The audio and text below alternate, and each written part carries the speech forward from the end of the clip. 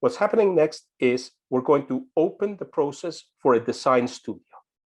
We're going to invite you to join us in teams with a specific problem, not a hypothetical, not a let's play pretend. No.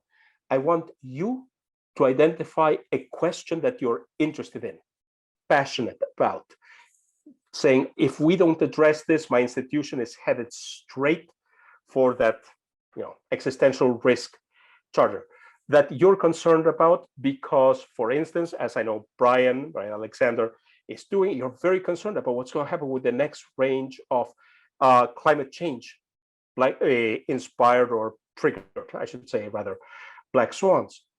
And what you want to do about this, so you actually want to deal with this. You want to create structures, you want to create frameworks, you want to create something that you're going to use, you want to create something that you can take back to an institution and say, hey, we need to be thinking in these ways.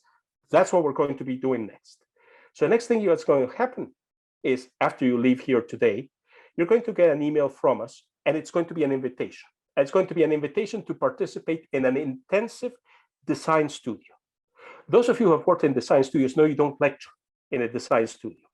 You work, you create, you make, and that's going to be the goal. I don't want to get at anti-fragility by having me preach at you for the next 50 hours on, and then here's another research. No. You're going to make something, it's going to make something that's going to matter to you. So that means that you are going to be doing something different with anti-fragility from the next team next door.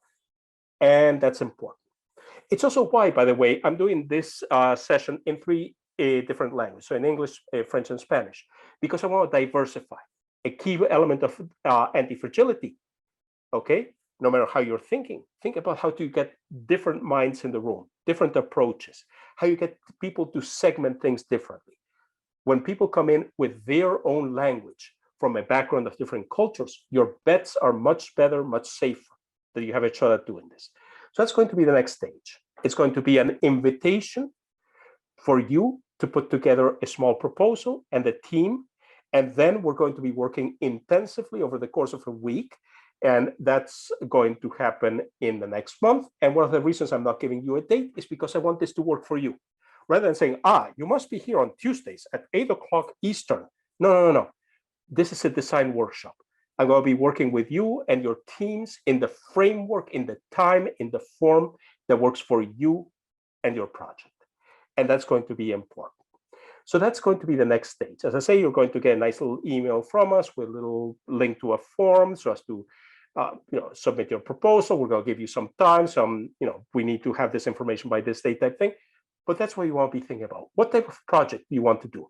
And I am saying specifically teams, because I think you get the most mileage if instead of working on your own, you work with other people. The more brains in the room, up to a certain point, at some point you get too many brains in the room, and that's an interesting question. But if you can get 2, 3, 4, up to 7, say, or so people in the room, that's great. But you have to decide. If you want to make a case for a team of 1, in other words, you'll be talking to yourself in the mirror in the morning, make the case. I'm willing to listen. You'll make a case for a team of 800. Well, we're going to need to get a big Zoom account to host the conversations, but I'm willing to listen. But that's the key thing. This is going to be a design studio, not a set of lectures. It's going to be a hands-on, make something. And what you make, we're going to compile.